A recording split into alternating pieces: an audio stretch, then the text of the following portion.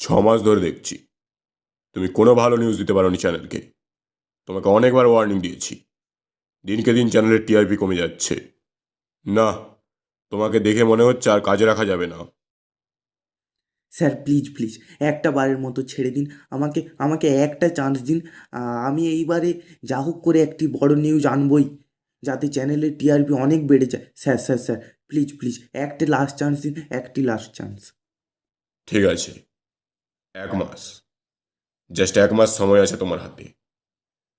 কিন্তু মনে রেখো, এইবারে যদি কোনো বড় খবর না আনতে পারো তাহলে তোমার জব গেল।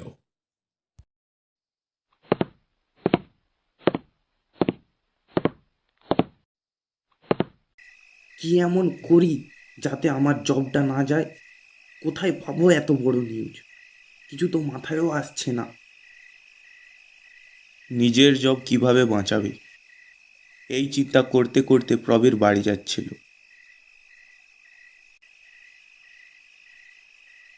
বাড়ি পৌঁছানোর পর ফ্রেশ হয়ে খাওয়া দাওয়া করে প্রবীর তার রুমে বসে ফোন ঘাঁটছিল। ফোনটা দেখতে দেখতে হঠাৎ তার চোখে একটা খবর পড়ল। আমার পেছনে এই নিম গাছটি দেখছেন? এটা কোনো সাধারণ নিম গাছ নয়। এটি দিনের বেলায় যতই সাধারণ, রাতের বেলায় ততই ভয়ানক। সন্ধে নামার পর এখানে কারো আনাগোনা হয় না। গ্রামের লোকেরা বলে এই নিম গাছে ভূত থাকে, যারা মানুষের রক্ত চষে খায়। এই গ্রামের লোক রাত্রে কাউকে এখানে আসতে দেয় না। আমার নাম শঙ্কর, আর আমি রিপোর্টিং করছি এই 2 বাড়ি গ্রাম থেকে।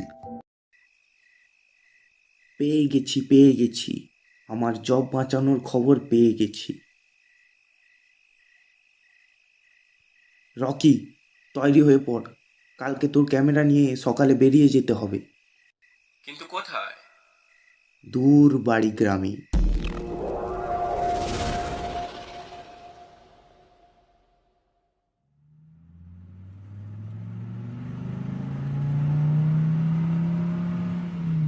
পরের দিন সকালে দুজনে মিলে গ্রামের দিকে রওনা দিল।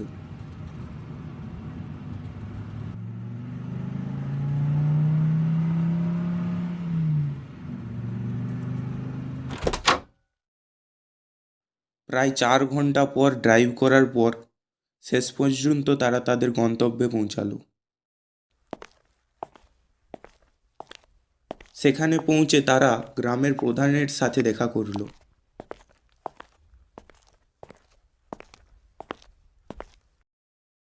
নমস্কার প্রধান বাবু, আমার নাম প্রবীর, আর ইনি হলেন আমার ক্যামেরাম্যান রকি। আমরা নিউজ স্টেশন থেকে এসেছি। আসলে আপনাদের গ্রাম শহর থেকে অনেক দূরে, তাই আমরা একটি সার্ভে করতে চাই আপনাদের গ্রাম সব সুবিধা ঠিকঠাক পাচ্ছে কি না, আর সেটাকে আমাদের খবরের চ্যানেলে দেখাবো। তাই আমাদের 2 থেকে 3 দিন এই গ্রামে থাকতে হবে। যদি আপনি আমাদের থাকার ব্যবস্থা করে দিতেন তাহলে খুব ভালো হতো। আরে অবশ্যই অবশ্যই, আপনারা শহর থেকে এসেছেন আমাদের গ্রামের ব্যাপারে খবর নিতে, আপনাদেরকে তো জায়গা দিতেই হবে। চলুন চলুন, আমার সাথে চলুন। কিন্তু তার আগে একটা কথা বলে দিই, ওই যে ওই জঙ্গলটা দেখতে পাচ্ছেন তো, ওখানে ভুল করেও কোনোদিন যাবেন না। বুঝলেন তো? চলুন, আপনাদেরকে আপনাদের থাকার জায়গাটা দেখিয়ে দিই।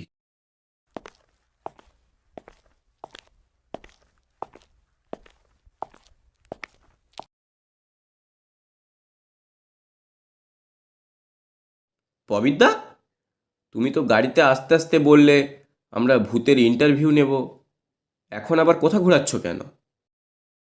আরে পাগল, যদি আমরা বলতাম আমরা ভূত দেখতে এসেছি, তাহলে প্রধান আমাদের সাথে সাথে গ্রাম থেকে বার করে দিত। কিন্তু গ্রাম সার্ভের কথা শুনে দেখ না, প্রধান আমাদের কত যত্নই না নেয়। মানতে হবে প্রবীরদা তোমাকে, তোমার মাথায় সত্যিই বুদ্ধি আছে। আমি তো এতদিন ভাবলাম তোমার মাথায় গোবর ভর্তি। কি কি বললি তুই? না না, কিছু নয় কিছু নয়, আমি একটু বরং গ্রামটা ঘুরে আসি, দেখি এখানকার লোকজন কেমন।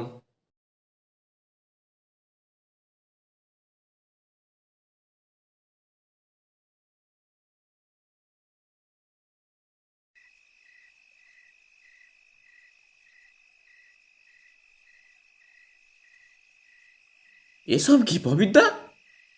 কিছুই নয়, কালকে নিউজের জন্য তৈরি হচ্ছি। কিন্তু নিউজের জন্য এইসবের কি প্রয়োজন? দেখ, তুইও জানিস আমিও জানি এইসব ভূত টুত কিছুই হয় না, কিন্তু এখনকার মানুষ সব ভূতটুতি শুনতে বেশি ভালোবাসে। আমরা জঙ্গলে গিয়ে গাছে গাছে এগুলোকে টাঙিয়ে দেবো, পরে আমাদের নিউজ চ্যানেলে দেখাবো। মাইরি পবিত্রা, কি বুদ্ধি পেয়েছো তুমি! আজ থেকে আমি তোমার চেলা, আর তুমি আমার গরু। কি গরু? আমি গরু? আরে গরু না পবিত্রা, গুরু গুরু। নে নে, তুই রান্না করে নে, ততক্ষণ আমি এইগুলোকে ঠিক করে সেট করে দিই। আজ খাওয়া দাওয়া করে তাড়াতাড়ি শুয়ে পড়, কালকে অনেক কাজ করতে হবে। সেই দিন খাওয়া দাওয়া করে দুজনে শুয়ে পড়ল।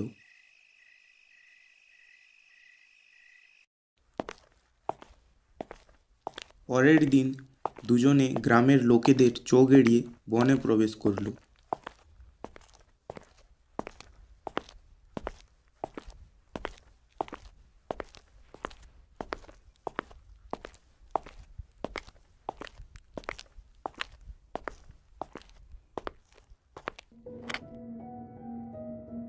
দুজনে মিলে গাছে গাছে নকল হাড়পালা কঙ্কাল আর পুতুল টাঙিয়ে দিল।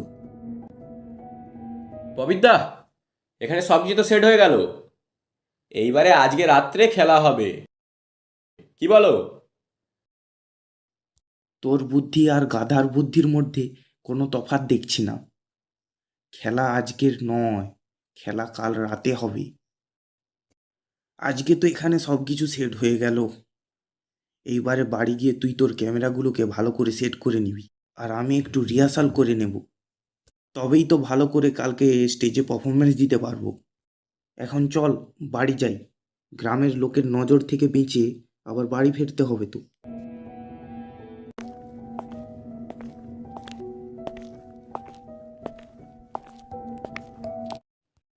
দাঁড়াও, কোথায় গিয়েছিলে তোমরা? আগে আমরা বার বারণ করেছিলাম ওই জঙ্গলে যাবে না, তবুও কেন গিয়েছিলে তোমরা? আসলে গ্রামে টাওয়ারটা ধরছিল না, আর অফিসের একটা ইম্পর্ট্যান্ট কাজও বাকি ছিল, তাই নেটওয়ার্ক খুঁজতে খুঁজতে কি জানি কখন ওইদিকে চলে গিয়েছিলাম। মাফ করবেন প্লিজ।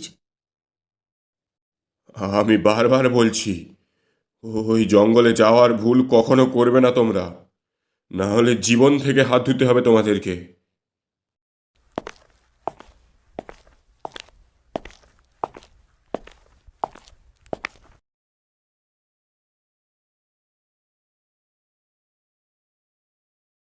প্রবিদ্যা, প্রধানের কথা শুনে মনে হয় কিন্তু ওইখানে সত্যি সত্যি ভূত আছে গো।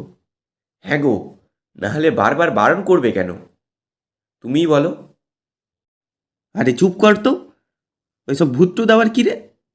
সব শালা অন্ধবিশ্বাস, আর তুইও এই অন্ধবিশ্বাসীদের পাল্লায় পড়ে তোরও মাথাটা খারাপ করেছিস। দুজনে প্রধানের কথাকে হাওয়ায় উড়িয়ে দিল। রাতে তাদের সমস্ত কাজ শেষ করে তারা শুয়ে পড়ল। পরের দিন দুজনে বসে রাতের অপেক্ষা করতে লাগলো। দেখতে দেখতে সূর্য অস্ত গেল। চল চল, সময় হয়ে গেছে, আমাদেরকে এবার যেতে হবে তো। আর ভালো করে সব ক্যামেরা মাইক্রোফোন সব নিয়েছিস তো? ওসব আর বলতে, সব কিছু গুছিয়ে নিয়েছি। এইবারে শুধু জঙ্গলে ঢুকার দেরি পবিদ্যা। চলো চলো। বাজে প্রায় রাত 12টা। পুরো গ্রাম একেবারে নিস্তব্ধ। দুজনে মিলে আস্তে আস্তে গ্রাম ছেড়ে সেই জঙ্গলের দিকে এগোতে লাগলো। রাতের সেই অন্ধকারে তারা জঙ্গলের মধ্যে প্রবেশ করলো।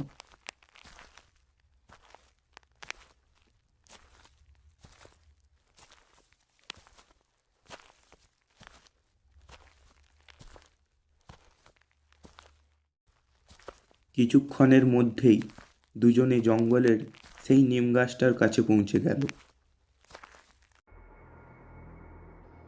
এ কি পবিদ্যা, আমরা যে কালকে ডামিগুলোকে সেট করে গিয়েছিলাম, সেগুলো কোথায়? এখানে সত্যি সত্যি ভূত নেই তো? আমার ভীষণ ভয় লাগছে কিন্তু পবিত্রা। আরে চুপ কর তো, ওইসব ভূত টুত কিছুই হয় না। ওই ডামিগুলোকে মনে হয় জঙ্গলের পশু জন্তুরাই টেনে নিয়ে গেছে। নে তুই এখন বেশি না বকে ক্যামেরাটা সেট করে নে তো, তাড়াতাড়ি আগে শুটিংটা করে ফেলি। কিন্তু ডামি ছাড়া শুটিং হবে কি করে? আরে সেসব না হলে ভিফেক্স বসিয়ে দেবো, তুই আগে ক্যামেরাটা লাগা তো।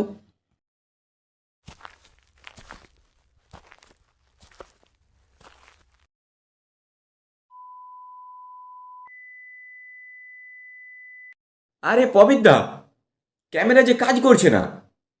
সবই তো ঠিকঠাক দেখিয়ে এনেছিলাম, এখন দেখছি বন্ধই হয়ে আছে, চালুই হচ্ছে না। তোমরা এখানে কি করছো? পালা রে, যদি প্রাণ বাঁচাতে চাস তাহলে পালা। কেন যে গ্রামের প্রধানের কথা শুনলাম না, এই মূর্খ প্রবীরের জন্য কোথায় এসে ফেসে গেছি। বাঁচা রে কেউ, বাঁচা, আমায় বাঁচা কেউ। আরে তোমরা ভয় পাচ্ছ কেন? আরে ভয় পাবে না তো কি পার্টি করবো জলজান্ত ভূত দেখে?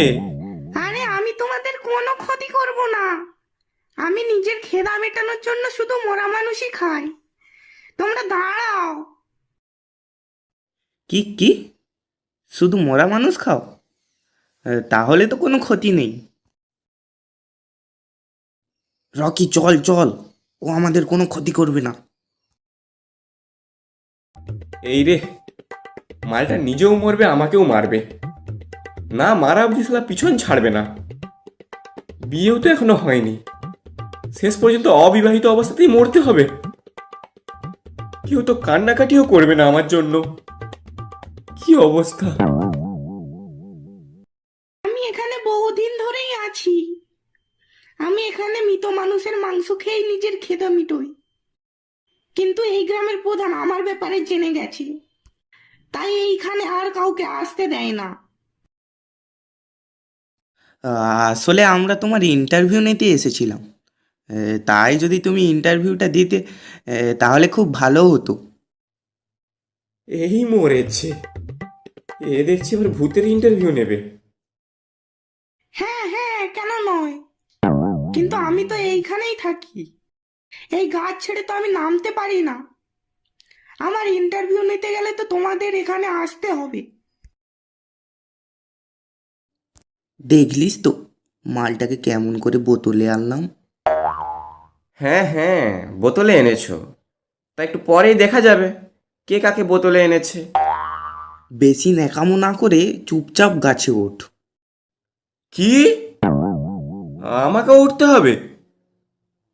তুই না গাছে উঠলে রেকর্ডটা কে করবে শুনি?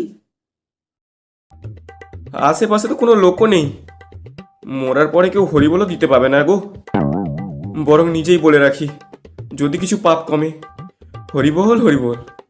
হে ভগবান, মরার পরে আমাকে কমসে কম স্বর্গের স্থানটা দিও গো। এরপর দুজনে আস্তে আস্তে গাছে উঠে গেল। গাছে উঠে প্রবীর ভূতটিকে প্রশ্ন করতে শুরু করলো। আসলে আমরা এখানে এসেছিলাম একটা খবর দেখে। ওটা ওটা তো আসলে আমিই ছিলাম। আসলে মাঝে মাঝে একা লাগে তো, তাই গল্প করার জন্য লোককে ডাকি, এই যেমন তোমরা এলে। ও, তার মানে বলা যায় যত দিন যাচ্ছে দিনকে দিন ভূতরাও ডিজিটাল হয়ে যাচ্ছে।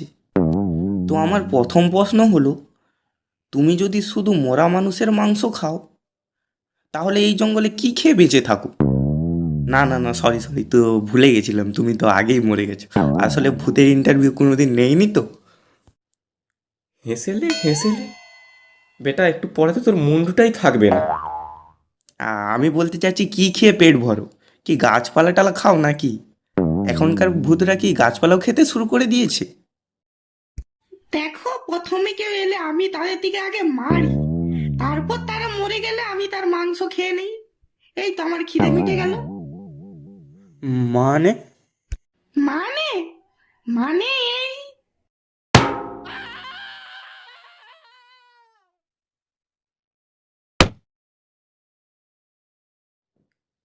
বলেছিলাম মালটা মরবে, গেল তো মরে। এইবারে তো নিশ্চয়ই আমারই পালি। এইবারে তো বাবা তোমার পালা। জানি জানি, তোমাকে আর মারতে হবে না কষ্ট করে, আমি নিজেই ঝাঁপ খেয়ে মরে যাচ্ছি। হে ভগবান, পরের বারে এরকম মূর্খ বন্ধু দিও না আমায়।